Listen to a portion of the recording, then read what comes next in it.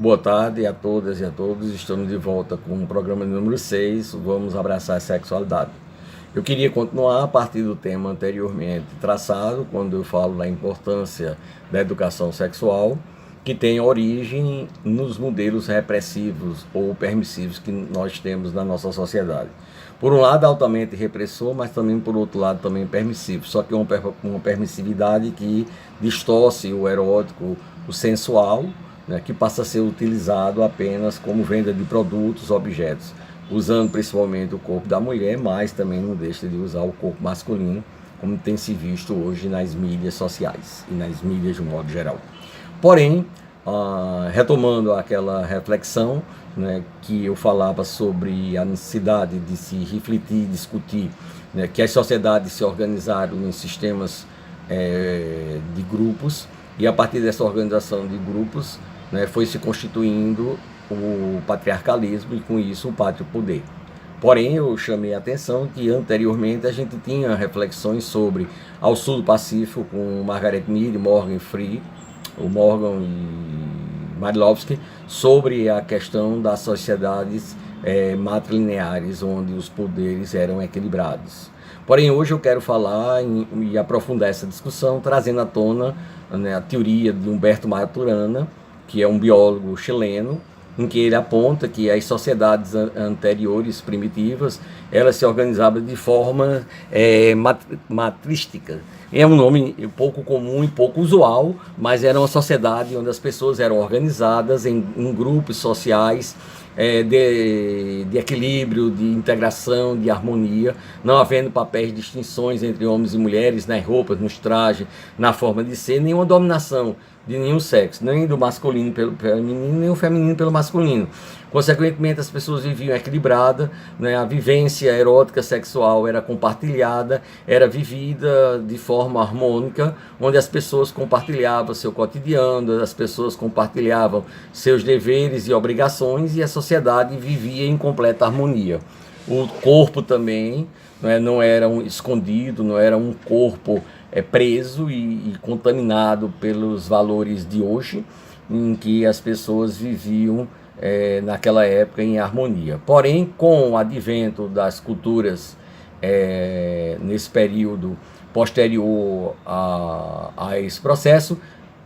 que a gente chama de pré-matriarcal ou pré-patriarcal, começa exatamente a surgir, né, com a invasão pelos índios europeus do leste, na Europa, onde se passa exatamente a se congregar esse modelo que a gente vem chamar de patriarcal. Não é um modelo europeu, mas um modelo imposto à Europa, que posteriormente se espalha para todo mundo, isso em torno de 7 a 8 mil anos atrás, quando as sociedades ainda eram,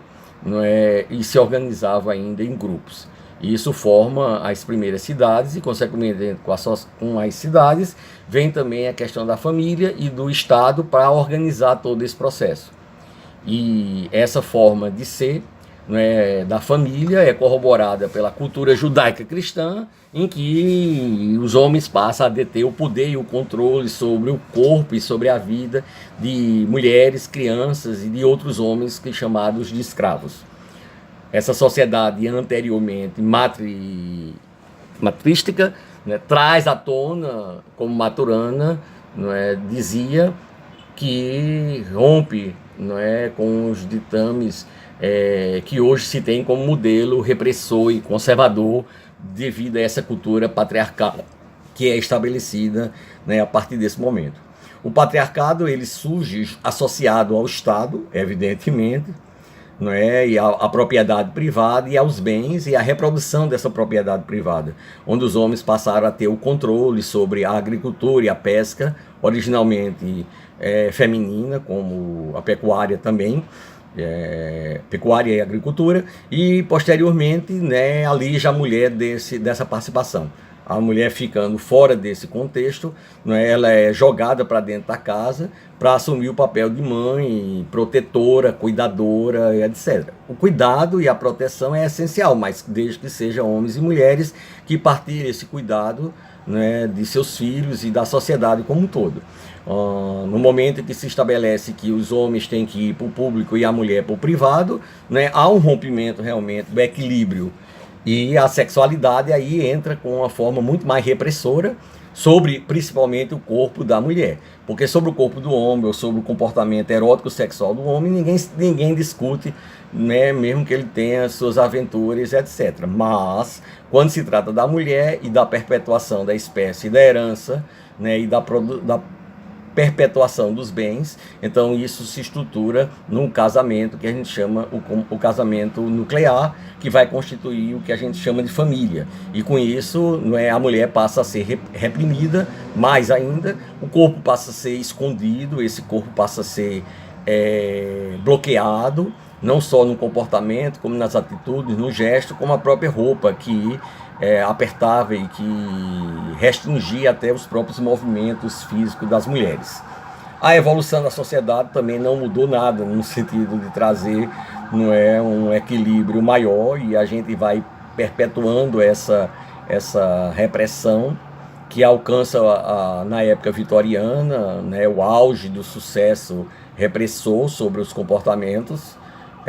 da população de modo geral, e só vem ser questionado posteriormente com Freud, quando ele começa a trabalhar a questão da importância da sexualidade no desenvolvimento humano, como uma energia que promove a qualidade de vida, o equilíbrio, a produção, a criatividade e até a vida erótica sexual.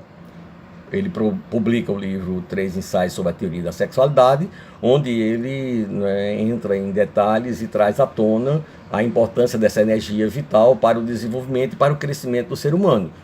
É evidentemente que isso nos mostra um modelo bastante evoluído para a época, século XIX, início do século XX, mas que começa a acontecer as primeiras mudanças em torno dessa repressão. Porém, a gente não pode esquecer que ela se perpetua na época contemporânea, ela continua existindo ainda hoje, de outras formas mais camufladas, mas que é reproduzido exatamente por essa cultura tanto patriarcal, como essa cultura judaica cristã, e consequentemente pelo Estado, né, que reproduz no momento que, ao reprimir o comportamento das pessoas, e aí eu não estou falando de permissividade, mas eu estou falando de uma sexualidade liberada do ponto de vista erótico sexual, onde as pessoas sejam felizes, onde as pessoas amem, onde as pessoas sintam prazer, não é? E que a vida sexual não se restrinja unicamente, exclusivamente